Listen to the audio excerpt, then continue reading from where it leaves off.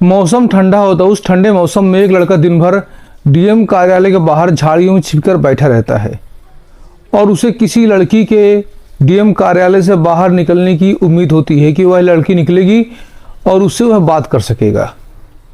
पूरा दिन बीत जाता है, वह लड़की वहाँ से नहीं निकलती। वह इंतज़ार करता रहता है। जब इंतज़ार की सीमा पूरी हो जाती है तो वह लड़का सीधे डीएम कार्यालय पहुँच जाता है और डीएम साहब से पूछता है, सर क्या आपने मेरी पत्नी को देखा है? हो सकता है कि शायद निकल गई हो।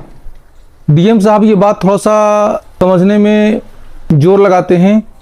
तो लड़के कहने पर डीएम साहब अपने रिकॉर्ड चेक करते हैं, लिस्ट चेक करते हैं, तो वहाँ पर हाँ, ऋचा सोनी नाम की कोई लड़की निकली थी। फिर बार बार वो पूछता है तो डीएम साहब थोड़ा सा हक्के बक्के रह जाते हैं और बाद में उस लड़के से पूछते हैं, आखिर तुम कहना क्या चाहते हो?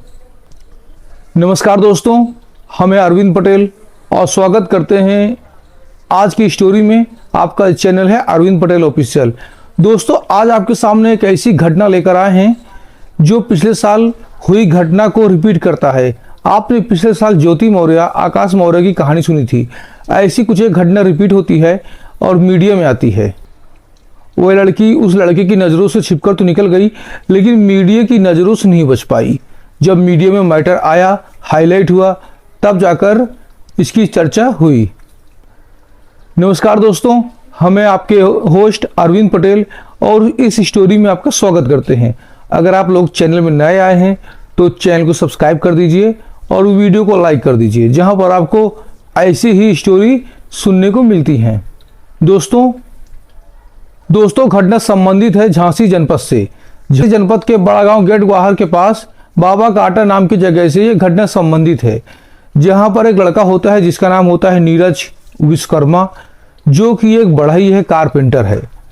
वहीं पास में एक कॉलोनी होती है, सत्यम कॉलोनी, जहां पर एक लड़की होती है ऋचा सोनी। लड़का निकलता था वहां से। एक दिन अचानक से उस लड़की के ऊपर नजर पड़ जाती है।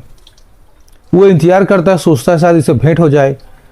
तो दिन गुजरते रहते हैं और कुछ समय के बाद महीने बीतते हैं। महीने के बाद 6 महीने बीतते हैं।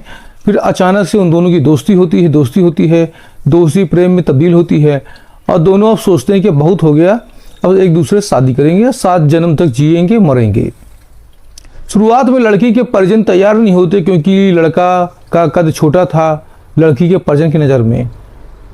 लड़का कारपेंटर है, रोज 500-1000 रुपये कमाता है, लेकिन लड़की की जिद के आगे घर वालों को झुकना ही पड़ता है।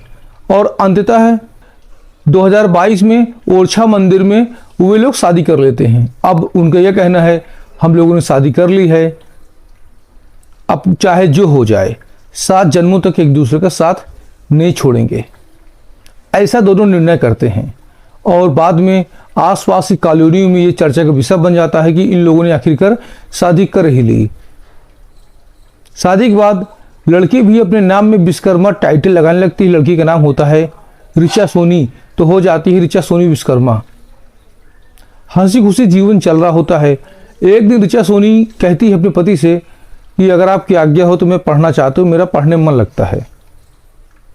क्योंकि ऋचा पहले से पढ़ने में होशियार थी, तेज थी, और मन लगा के पढ़ना शुरू करती है पति की परमिशन मिलने पर। पति कहता है, मुझसे जो भी होगा मैं सब कुछ खर्चा करूंगा, आप पढ़ने में संकोच मत करो। पति पढ़ाता है, पत्नी पढ़ती है, खूब मन लगा के पढ़ती है। इसमें लेखपाल की वैकेंसी का फार्म निकलता है कि जो भी उम्मीदवार इच्छुक हैं उत्तर प्रदेश लेखपाल के पद के लिए आवेदन कर सकते हैं। ऋचा सोनी विश्वकर्मा आवेदन करती है लेखपाल के पद के लिए। को इंतजार था।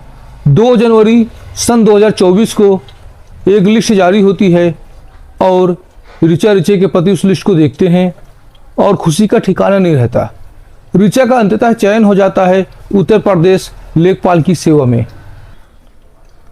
पूरा परिवार मिठाइयाँ बांटता है, खुशियाँ बांटता है, एक दूसरे को बधाइयाँ देता है। लेकिन ऋचा सोनी विश्वकर्मा के मन में कुछ और चल रहा था, जिसके बारे में नीरज विश्वकर्मा अनभिज्ञ था। किसी को कुछ नहीं पता था कि इस लड़की के दिमाग में क्या चल रहा है। ऋचा सोनी अपने पति से कहती है, मैं कॉलेज जा रही हूँ, मेरी प्रतीक्षा मत करना, कुछ काम से जा रही हूँ कॉलेज। तो पति कहते हैं ठीक है जाओ, लेकिन फिर भी प्रतीक्षा करते हैं, चिंता करते हैं। सुबह से शाम हो जाती है, ऋचा घर नहीं आती।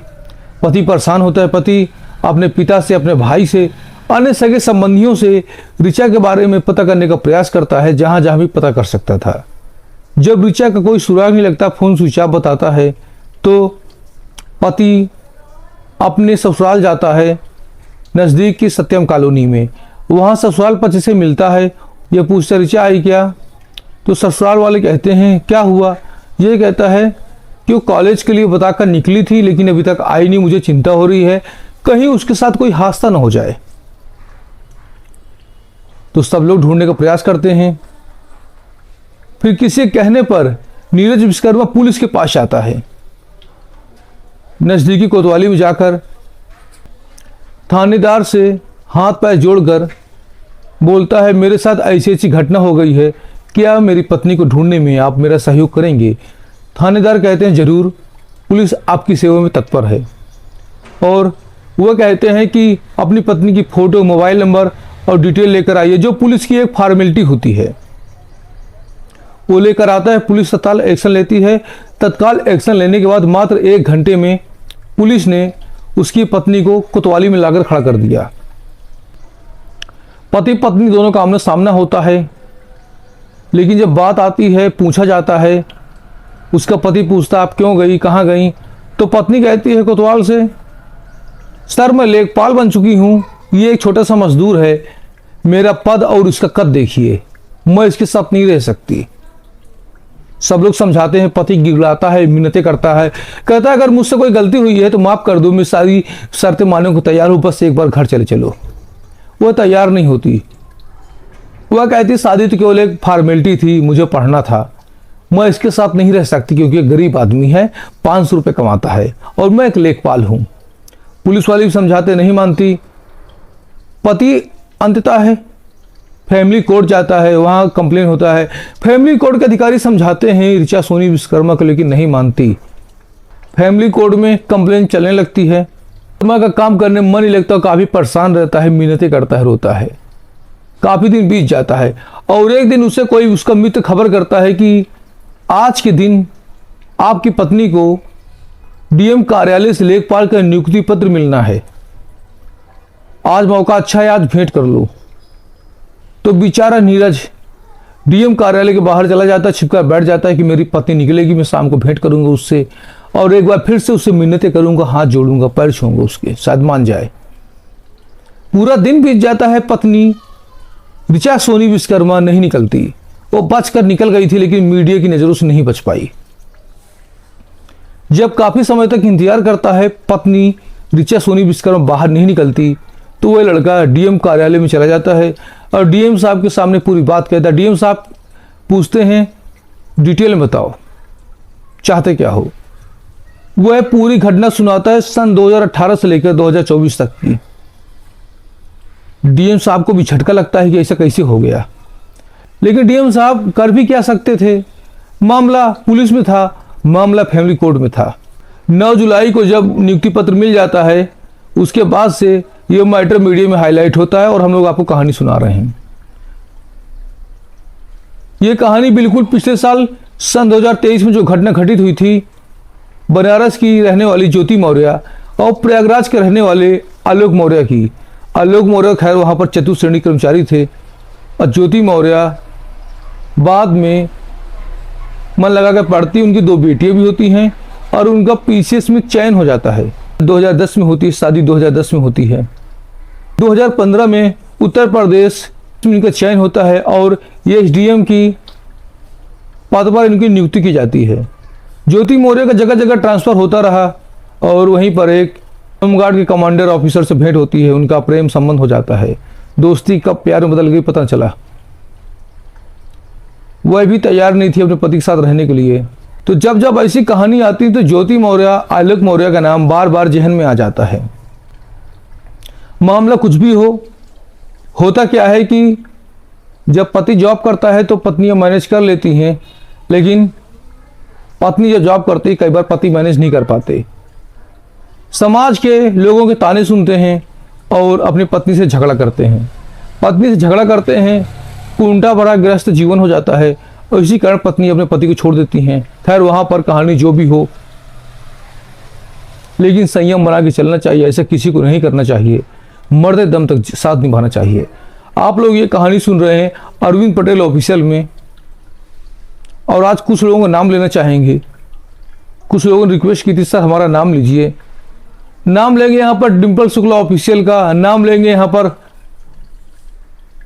ऋचा प्रयागी का, नाम लेंगे श्रेया आर्ट गैलरी का, नाम लेंगे पायल यूट्यूबर सोनभद्र का, नाम लेंगे संध्या ऑफिशियल अयोध्या का, नाम लेंगे लक्ष्मी मुंबई व्लॉग का। आप सबका दिन मंगलमय हो। कृपया कहानी को पसंद करें, लाइक करें, शेयर करें। मैं अरविंद पटेल मिलता हूं फिर से एक नई कहानी के साथ में। जय हिंद।